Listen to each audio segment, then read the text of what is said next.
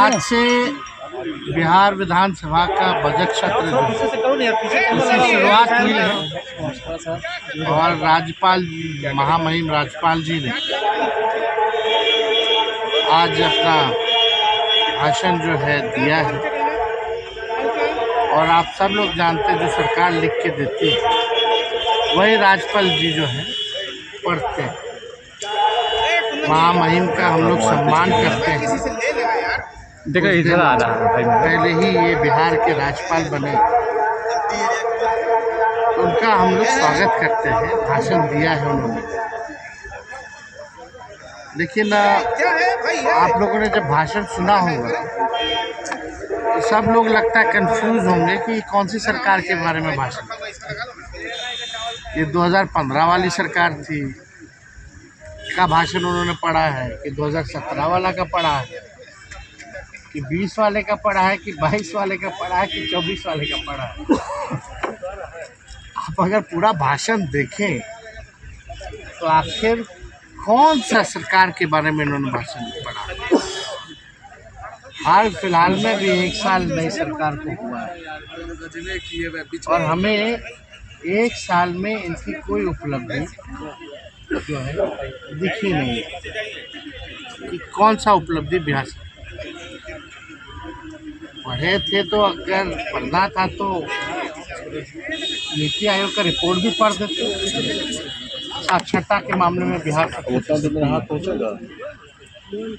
बिहार जो है प्रति व्यक्ति आय निवेश में सबसे फिसड्डी है, किसानों के आय में फिसड्डी है।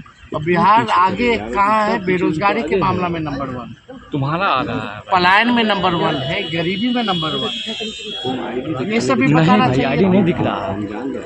तो हम लोग तो जान ही रहे थे भाई सरकार ने कोई काम किया नहीं है। गवर्नर महामहिम है, ये औपचारिकता होती है कि जो सरकार लिख के देगी चाहे झूठ हो सच हो वो राज्यपाल जो है पढ़ लेगी। अब इस पर अभिभाषण पे चर्चा होगी। जब चर्चा होगी तो एक एक जो है पोल हम लोग सरकार का खोलेंगे और ऐसा पोल खोला जाएगा कि उनका जवाब देना।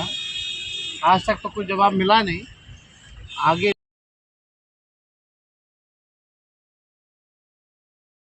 पूर्ण सत्र होता है, सबसे लंबा सत्र होता है और इस लंबे सत्र में हम सब लोग अपेक्षा करते हैं कि सही ढंग से जो है हाउस लेकिन आप लोगों ने स्थिति देखी होगी, कोई हाउस में नियम या संविधान का पालन नहीं करता, बल्कि विपक्षी जो है बार बार आसन से आँख खोल के देखने को कह रहा है कि आपके सामने कोई संविधान का या नियम का उल्लंघन कैसे कर सकता है। आज लगभग कई दिन हो गए, साल भर हो रहा है और अब तक कार्रवाई नहीं की। स्पष्टीकरण पूछा गया लेकिन कोई जवाब मिला नहीं है। तो क्या ये आसन का अपमान नहीं है? जो भी विधायक उधर बैठाना तो बैठाओ ना भाई, लेकिन किस नियम के और किस संविधान से नियम के हवाले आप बैठा। सबका सीट जो है लोकेटेड होता है। अगर हम लोगों ने व्हिप के खिलाफ अगर किसी ने उल्लंघन किया है तो वो नियम में बना है कि उल्लंघन होगी। अगर कोई कंप्लेंट करेगा, पार्टी अगर कंप्लेंट करती है तो उस पर कार्रवाई होनी चाहिए, तो कार्रवाई भी नहीं होती। हमारे की सदस्यता छीन ली जाती है और विलम्ब। MLC सुनील सिंह केवल पलटू राम कहने पे उनकी सदस्यता छीनी जा सकती है। यहाँ व्हिप का उल्लंघन हो रहा है, डेली सदन को शर्मसार किया जा रहा है, आसन के नीचे खेल हो रहा है, तो सदस्यता नहीं छीनी जा रही। तो मेरा ये कहना है कि संविधान सत्ता पक्ष के लिए कुछ और है क्या? नियम सत्ता पक्ष के लिए कुछ और है क्या और विपक्ष के लिए कुछ और है क्या? वो तो हम धन्यवाद देते हैं उच्चतम न्यायालय को कि सुनील सिंह जी के मामले में जो है जो तानाशाही जिस प्रकार से सदस्यता ली गई तुरंत सुप्रीम कोर्ट ने न्याय किया, जस्टिस किया और न्याय मिला। न्याय किया। लेकिन भाई उस सदन का तो हो गया, कोर्ट जाना पड़ा। तो हम देखिए बिहार विधानसभा के मामले में हम पे बड़ा दबाव है लोगों का कहना कि कोर्ट जाइए उन विधायकों के खिलाफ। हम कोर्ट नहीं जाना चाहते, हम चाहते हैं कि ये लोकतंत्र का मंदिर पवित्र रहे, जिन लोगों ने दल बदल किया उनके इस पे कोई दाग ना लगे। लेकिन ये बात तो जो लोग आसन पे बैठे हैं, जो सत्ता पक्ष में, ये तो तानाशाही, नहीं तो और क्या है। आप मंत्री की जगह दे करके उनको बैठाने का काम करो। अरे कराओ बाई इलेक्शन उनके सीट पे, फिर उनको जिताओ, फिर मंत्री बना के बैठा दो, कर सकते हो। ये तो नियम है। अगर कोई भी हमारे 3-4 सदस्य उल्लंघन किए हो जो लोग, तो भाई कार्रवाई होनी चाहिए, पार्टी कार्रवाई करती है। विप का मतलब क्या होता है? यानी विप का कोई मतलब नहीं, तो इस व्यवस्था को आप रखिए, क्यों हटा दो।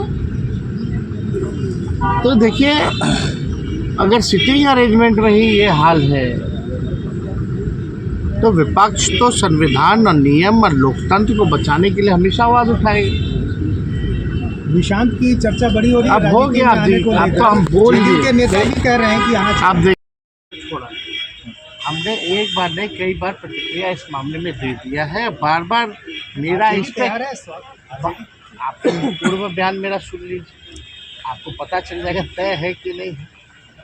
तो इस पे हम बार बार इस मामले में दिलीप जायसवाल का एक बयान आया है, नीतीश कुमार जी ने जो मंत्रिमंडल विस्तार किया है वो उनका आखिरी मंत्रिमंडल विस्तार हुआ। अब नीतीश कुमार जी दोबारा बिहार के मुख्यमंत्री नहीं बनने जा रहे। हालांकि हम पूरा सम्मान करते हैं, बुजुर्ग हो गए हैं, अब उनका समय पुराना हो चुका है, समय खत्म हो चुका है। Nitish ji is a old model, he doesn't have any vision, road map, and he got 20 years। Bihar की जनता ने 20 साल मौका दिया, ये कोई मामूली बात नहीं। 20 साल में भी अगर बिहार सबसे गरीब है तो उसका दोषी कौन है? 20 साल में सबसे ज़्यादा बेरोजगारी बिहार में है, पलायन सबसे ज़्यादा है, और आपराधिक मामले तो आप देख लीजिए, NCRB का आंकड़ा उठा के देख लीजिए।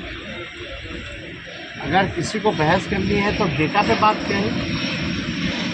तो बिहार तो पीछे चला जा रहा है, और जिस हिसाब से बिहार को आप बताओ 2014 के बाद स्टेबिलिटी कहाँ मिली है बिहार सरकार में? सब असमंजस में रहते। अब तो 15 ही से किनारे, 15 से 25 जो है 5 सरकार बन गई है। आप गणित निकाल दे तो 2 साल की सरकार। बीजेपी के लोग कह रहे हैं चेहरे पे चुनाव जरूर लड़ेंगे, चेहरे पे चुनाव जरूर लड़ेंगे, संसदीय बोर्ड तय करेगा।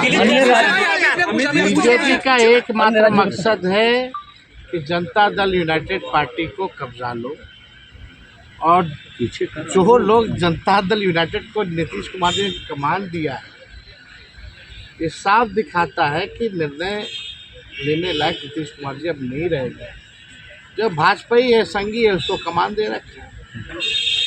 सबकी डीलिंग हो चुकी है भाजपा से। नीतीश जी का अब खेल ये लोग समाप्त कर रहे हैं। ये नीतीश कुमार जी अनजाने बने हुए हैं, लेकिन उनके जितने साथी जो आजकल भुजा पार्टी करने वाले लोग हैं, सब दिल और दिमाग से भाजपा हो चुके हैं। बस समय का इंतज़ार कीजिए। ये लोग पूरे जनता दल यूनाइटेड को, जो शरद जी की बनाई हुई पार्टी जो थी, इसको ये लोग कब्जाने का काम कर रहे हैं। पिछले बार और बीजेपी क्या करती है नहीं करती किसको नहीं पता है, बताइए तो आपको पता है कि क्या काम करती है? और कोई काम आता है उसको? खुल के बेईमानी करो, खुल के चोरी करो, नियम और संविधान का उल्लंघन करो। This is the weapon of BJP. They have all the institution in their pocket. कितना इंस्टीट्यूशंस है, कॉन्स्टिट्यूशनल इंस्टीट्यूशन है, सब पॉकेट में।